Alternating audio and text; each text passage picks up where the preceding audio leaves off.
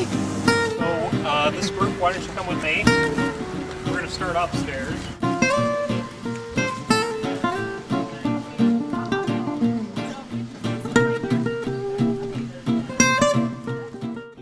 This is a net zero house, which means that we hope to produce as much energy as we use on a yearly basis.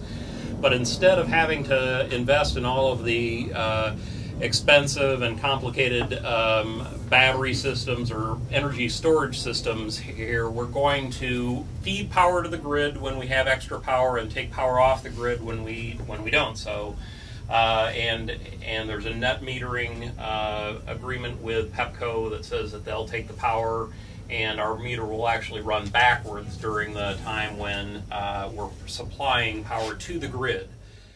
You can see the basic construction. It's a wood frame construction, 2x6 walls, 2x10 essentially rafters in this section, and it's all got a soy-based spray foam applied. The way they do this, they spray it on very thin, but in just a matter of seconds that foam expands to the point where it actually comes outside the cavity, and then they have a saw that they cut the foam even with the rafters and the framing so that we can apply the surface finishes. Basically, we've got an 1.5 inches of rigid insulation on the outside of the framing behind the tie bar that you saw when we were coming in, and in fact we don't have any structural sheathing on this house. This house has wood frame with metal cross bracing.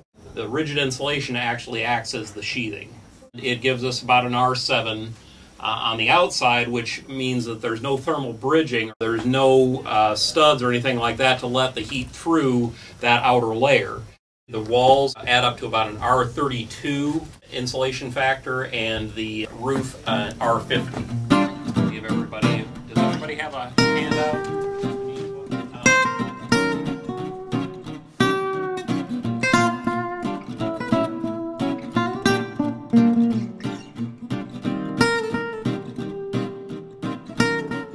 Yeah, a couple questions about the insulation. One, what if you have a soy allergy?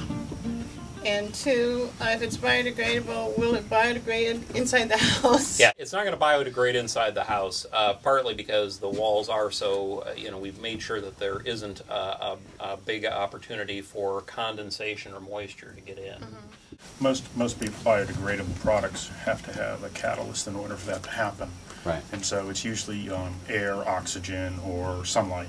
Right. And so in this case, it's completely encapsulated, so that wouldn't be an issue. As far as the allergies go, I think it's pretty much contained. The off-gassing of it is limited, and according to the data, to about 30 days. So, yes. Most people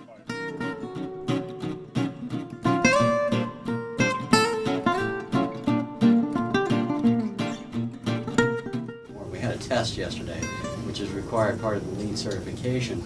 It's a blower test. Before we hang the drywall, we have to pressurize the house, actually put negative pressure on it, so that we can suck all of the find any leaks. We put these smoke guns on, and we've actually, this is our second LEED certified home, and you'll see wherever there's a multiple layer of studs, you'll see a caulking joint. It's all caulked.